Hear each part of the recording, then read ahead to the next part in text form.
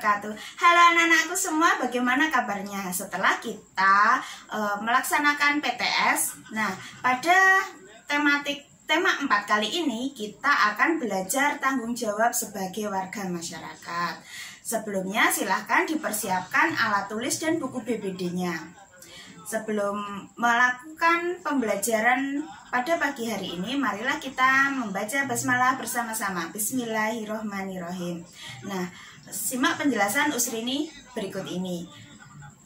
Tanggung jawab sebagai masyarakat. Sebelum kita masuk ke dalam materi, kita review dulu tentang hak dan tanggung jawab sebagai warga masyarakat yang telah kita pelajari di tema 2 kemarin.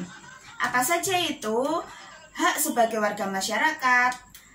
Contohnya, yang pertama itu mendapat perlindungan hukum.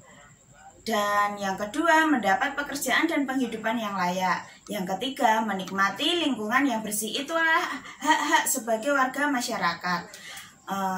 Kemudian ada, selain hak, ada kewajiban sebagai masyarakat. Apa itu contohnya? Yang pertama, mematuhi aturan atau norma yang berlaku di masyarakat. Yang kedua, menjaga ketentraman dan ketertiban di masyarakat.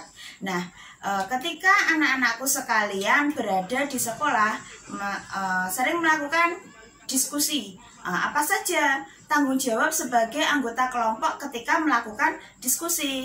Yang pertama itu adalah melaksanakan tugas yang sudah diberikan dengan penuh tanggung jawab.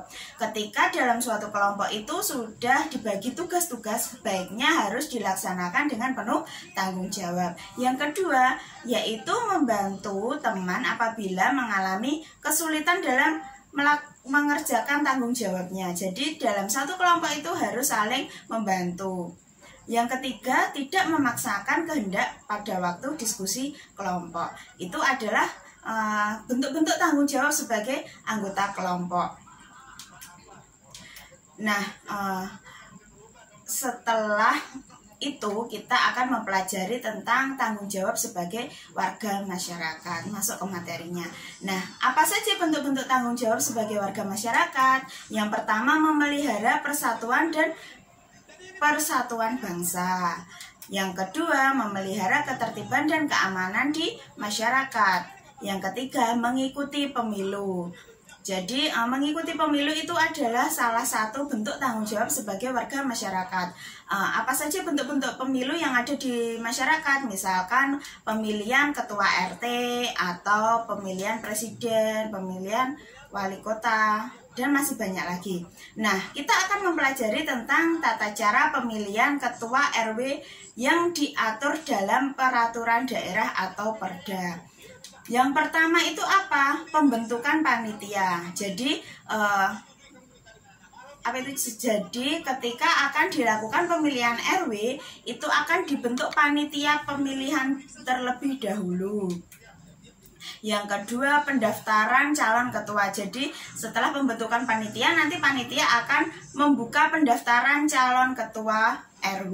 Jadi siapa saja yang ingin mendaftar menjadi ketua RW bisa dilakukan.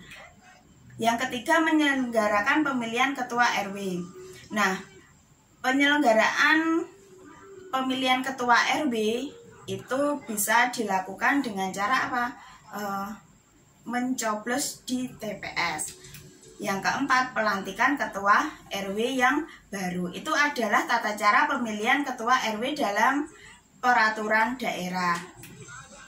Selanjutnya kita akan mempelajari tentang azas pemilu di Indonesia. Jadi tadi ketika pemilihan ketua RW itu dilakukan dengan cara memilih atau mencoblos para calon yang sudah mendaftar.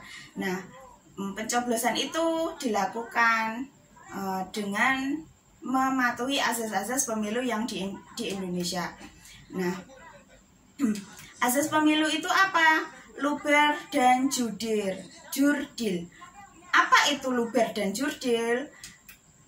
Luber yaitu langsung, umum, bebas, dan rahasia. Itu adalah luber. Langsung, pemilihan itu dilakukan secara langsung, tidak boleh diwakilkan. Umum, jadi pemilihan itu dilakukan secara umum, boleh siapa saja yang merupakan warga negara Indonesia berusia 17 tahun ke atas, bebas. Jadi pemilihan itu dilakukan bebas tanpa ada paksaan dan rahasia. Jadi tidak ada orang yang mengetahui. Jadi pemilu itu dilakukan dalam bilik biar bersifat rahasia.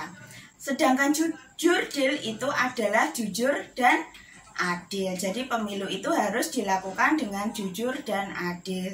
Nah, ada komisi yang menaungi pemilihan umum, yaitu disebut dengan KPU, Komisi Pemilihan Umum. Nah, itu tentang azas pemilu di Indonesia dan tanggung jawab sebagai warga masyarakat.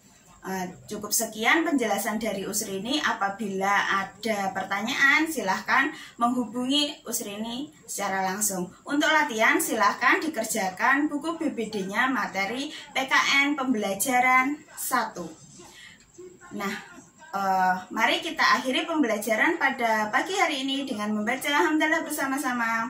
Alhamdulillahirobbilalamin. Wassalamualaikum warahmatullahi wabarakatuh.